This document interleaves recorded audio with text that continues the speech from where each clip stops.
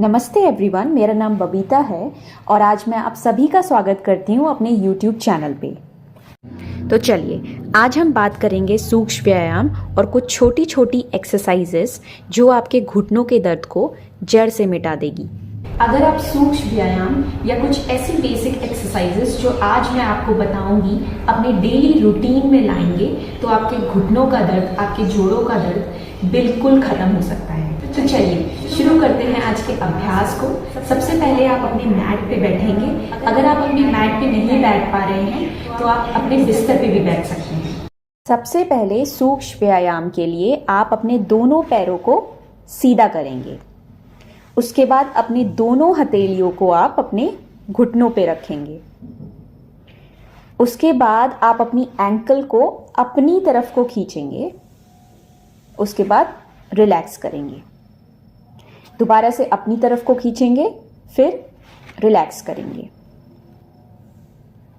इस अभ्यास को आपको 20 से 25 बार करना है।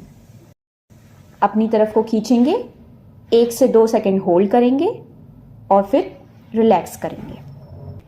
आपकी दोनों हथेलियां आपके घुटनों पे हैं तो आप वहां की हलचल महसूस कर सकते हैं।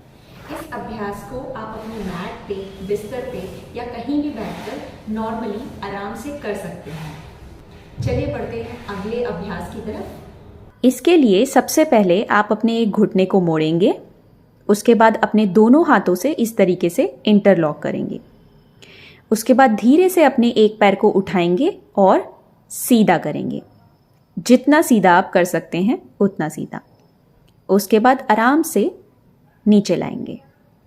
दोबारा से ऊपर ले जाएंगे, फिर नीचे लाएंगे। देखिए, जल्दबाजी किसी की नहीं है तो आप आराम आराम से इस अभ्यास को कर सकते हैं। इस अभ्यास को 15 बार करना है। एक बार आप इस अभ्यास को 15 बार कर लें तो दोबारा से आप अपने पैर को एक बार ऊपर लाएंगे, सीधा करेंगे। फिर अपने एंकल से आप अपने पैर को अपनी तरफ को खींचेंगे। होल्ड करेंगे कम से कम 10 सेकंड के लिए।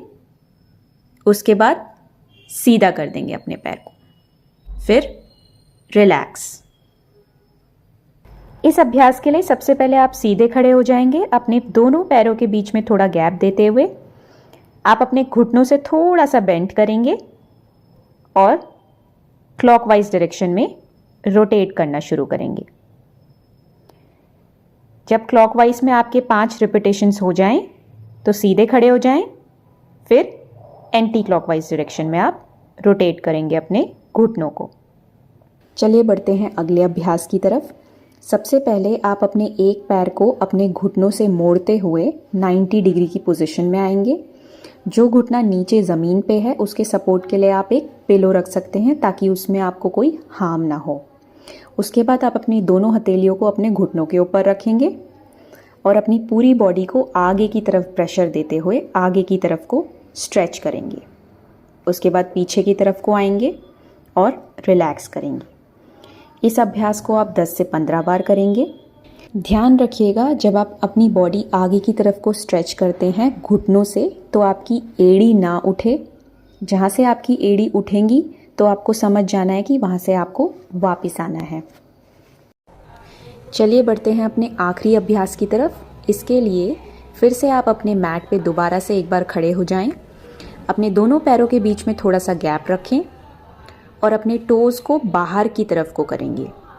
उसके बाद अपने दोनों हाथों को अपनी कमर पे रखेंगे और धीरे से नीचे को बेंड करेंगे अपने घुटनों को मोड़ते हुए।